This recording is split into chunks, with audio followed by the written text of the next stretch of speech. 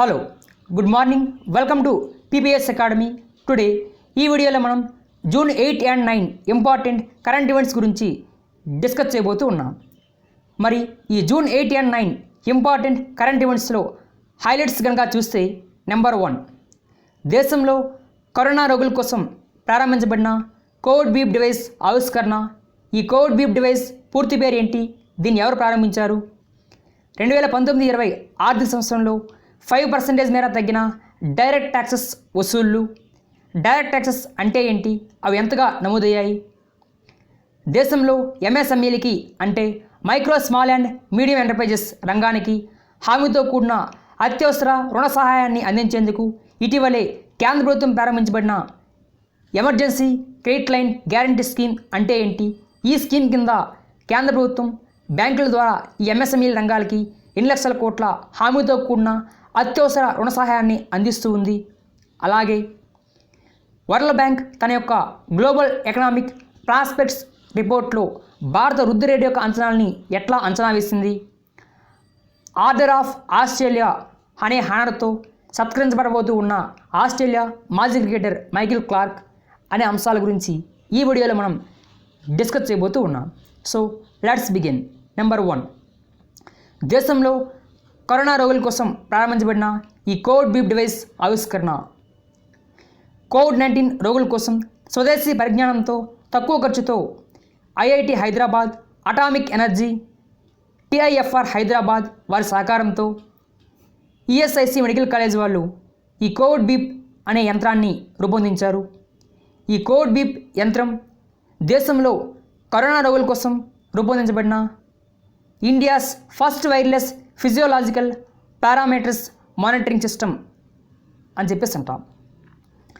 మరి Covid beep పూర్తి పేరు ఏంటి సార్ అంటే continuous oxygenation and vital information detection biomed ECIL ESIC pad అని చెప్పేసి అంటాం. దీన్ని సింపుల్గా కోవిడ్ బీప్ అని పిలుస్తూ ఉన్నాం. మరి ఈ కోవిడ్ బీప్ యంత్రాన్ని ప్రారంభించిన కేంద్ర మంత్రి ఎవరు అంటే union minister doctor Jitendra Singh అని చెప్పేసి అంటాం.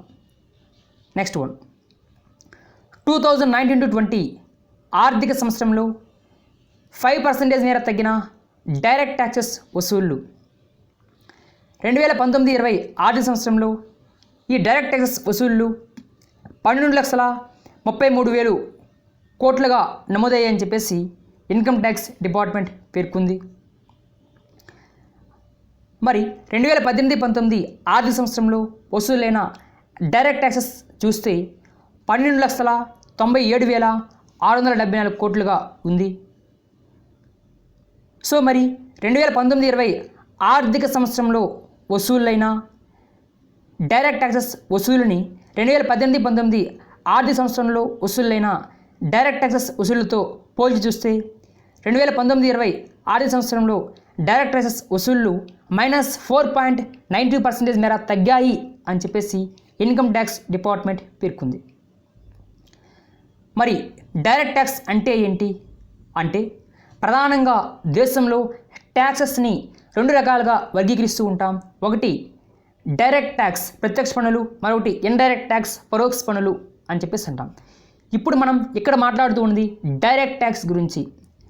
డైరెక్ట్ ట్యాక్స్ అంటే వ్యక్తులపైన, సంస్థలపైన, ఆస్తులపైన, ఆదాయంపైన విధించి వసూలు చేసే ట్యాక్స్ని డైరెక్ట్ ట్యాక్స్ అంటాం.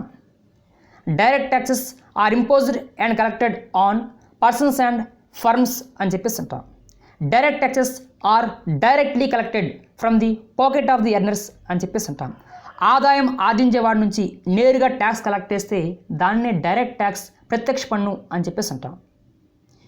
మరి ప్రత్యక్ష పన్నులు డైరెక్ట్ ట్యాక్స్కి ఎగ్జాంపుల్ ఏంటి సార్ అంటే income tax, corporation tax, wealth tax, gift tax, professional tax, stamp duty etcetera అని చెప్పేసి అంటాం.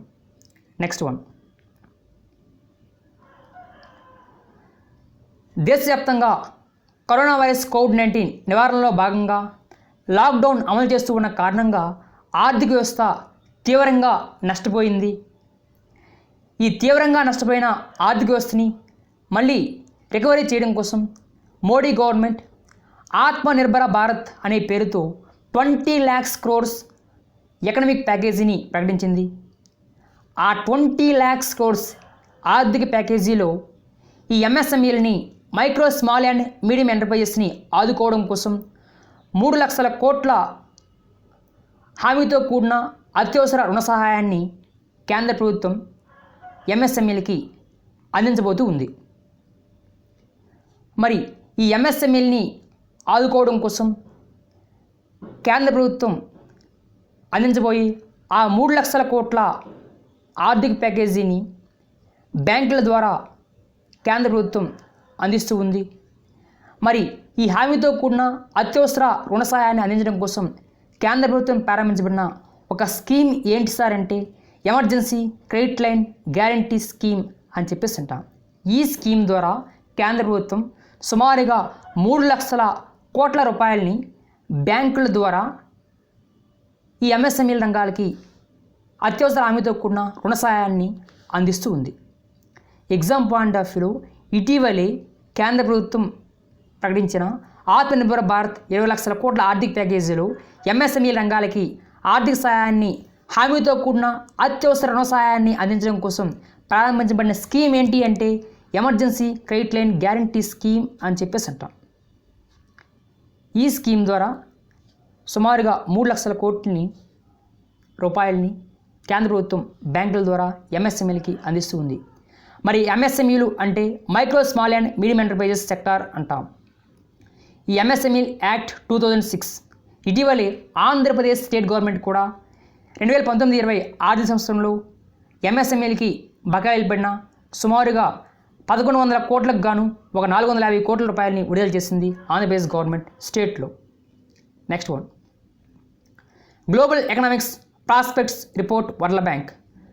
వరల్డ్ బ్యాంక్ తన యొక్క గ్లోబల్ ఎకనామిక్ ప్రాస్పెక్ట్స్ రిపోర్ట్లో 2020-21 ఫైనాన్షియల్ ఇయర్లో భారతదేశ జీడిపి వృద్ధి రేటు -3.4%గా నమోదయ్యే అవకాశం ఉందని చెప్పేసి పేర్కొంది.